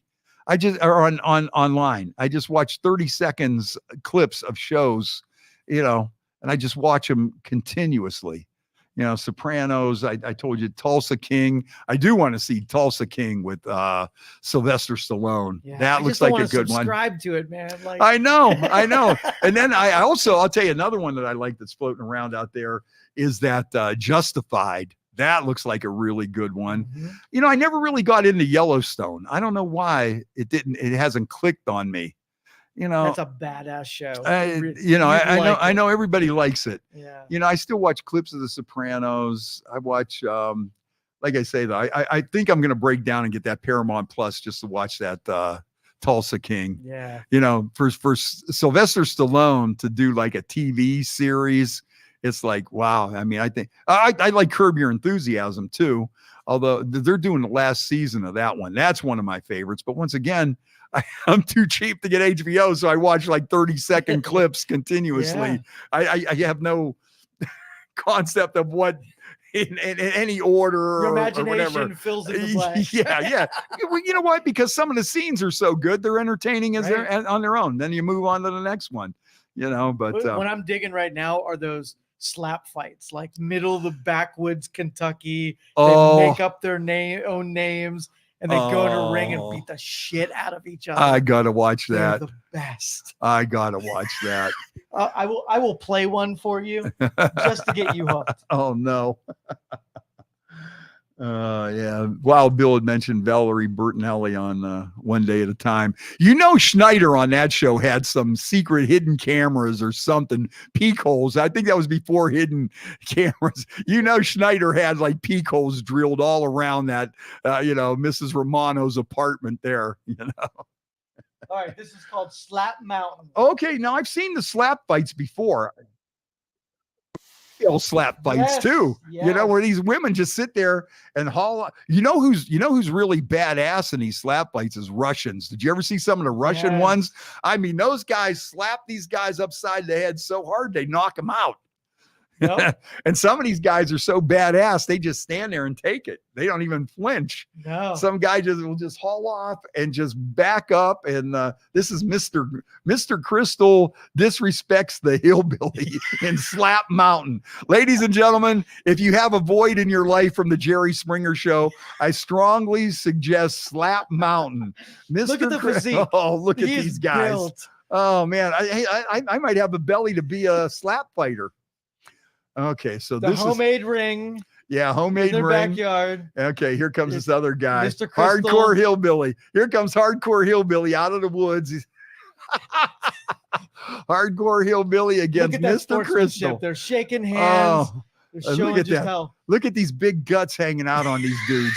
This is okay. Here we go. We got the hardcore hillbilly against Mr. Crystal. They're talking some smack. Slap Mountain, yeah. They're Slap. telling Oh, the rules. yeah, going over the rules. They have a This is little round one. folding table there between them, separating the two. Quality. Yeah, okay. They're kind of warming up. They got you can go sit in your corner in a folding chair too. This is awesome. This is what I've been missing in my life Yes. here. Here we go. All right, Mr. Oh, that was Crystal. kinda weak. Oh yeah, Mr. Crystal. That was kind of weak against the hillbilly. He wants to shake hillbilly's hand. Hillbilly's had nothing to just do with it. denied him. All right, here we go, man. All right. Show Mr. some- Crystal's ready. Come show on, some of knock that him weight. down. Knock him down. Here we go. Oh, that, he was, that missed wasn't. him. Hit his nose. Yeah. Yeah, he missed the side of his head. Hey, I like how there's a car in the background that's like down in a ditch. They have broken down Oh, cars in the Ladies and background. gentlemen, you got to check this out, man. Slap Mountain. Oh. All right, who's going to win here between Mr. Crystal and the hillbilly? Right. You gotta follow that up with an actual good hit. Yeah. Oh, okay. Come on. Nah, I'll Slap tell him you like- what, they would never. Oh, they That's would never weak. match some of these Russian guys. No. Some of these Russian guys are insane. All right, that was pretty good. Yeah, that was a pretty good That one. was a good hit. Like I say though, some of these I seen where these guys bring that slap from the floor and just come out and just man, you just see these dudes go flying. Uh-oh, the referee is yelling something out of the ring right now. No, that's not the referee. That's one of the guys from each team are like taunting each other. All right, it's Oh. round 3 now, and we had Slap Mountain. 3 really bad slaps and 1 decent one. Slap Mountain. Here we go. Oh, We had some weight behind that one. that wasn't bad. Yeah. But these guys, you know what though? You could tell these guys are. He kind of hit him on the jaw on the side like of in the the neck. ear. Yeah. Yeah. I don't know what he's yelling at the crowd.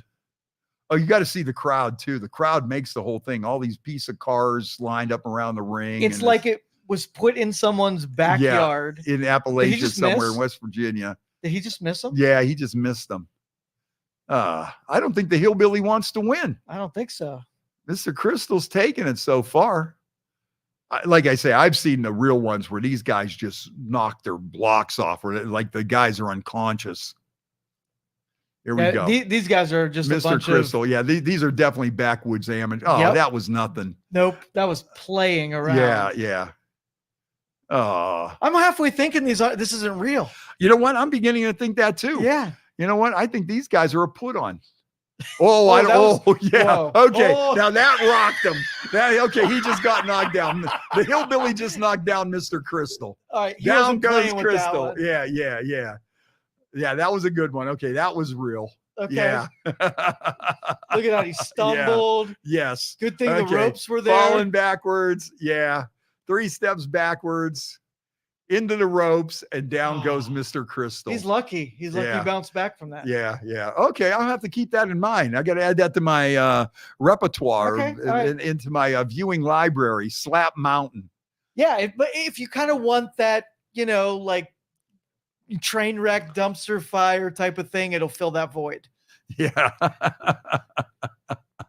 Oh, very good. Yeah, TJ, very I good. can't show any of the video. It's copyrighted stuff. Yeah, so- unfortunately. but we did our best to do commentary on it. Yeah. You'll just have to look it up yourself. Yeah, You're a episode computer 2. guy. You know if you where want to find line it up and watch the video. Yeah, it's oh, with episode us, 2. yeah. Yeah, It'd for be sure. like, and then we can critique it. Yeah, That's what we yeah, should say. We should have gave away. Okay, everybody watch this All at right, home. hit play right Yeah. now.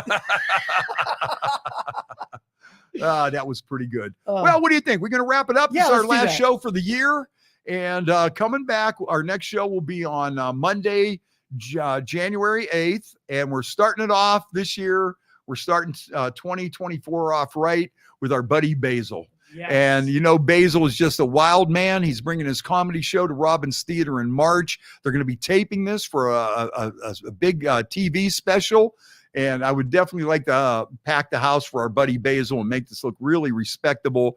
So everybody have a happy new year, a Merry Christmas. And we will be back on January 8th. And, you know, like I say, everybody have a good Christmas. And I'll tell you what, even, you know what, if you're down, some people get down this time of year for various things, you know, hang in there, man. Better days are coming. You know, nothing you're going through is going to be, you know, there's always hope for everything. So, you know, so everybody hang in there. And let's try to have a couple of laughs and try to get in a little bit of holiday cheer. And let's all just hope for a really great 2024 for all of us. And that's what I'm hoping for. So, Joe, thank you. I'm glad we got the podcast back up and running here. And as I said, our next show is going to be on Monday, January 8th.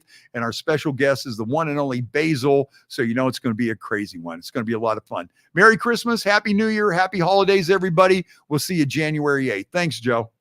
Thank you for listening to this show on Youngstown Studio. This is original Youngstown content. Feel free to share our videos and tell your friends about us. Don't forget to subscribe to our YouTube channel and follow us on Facebook. Thank you for your support.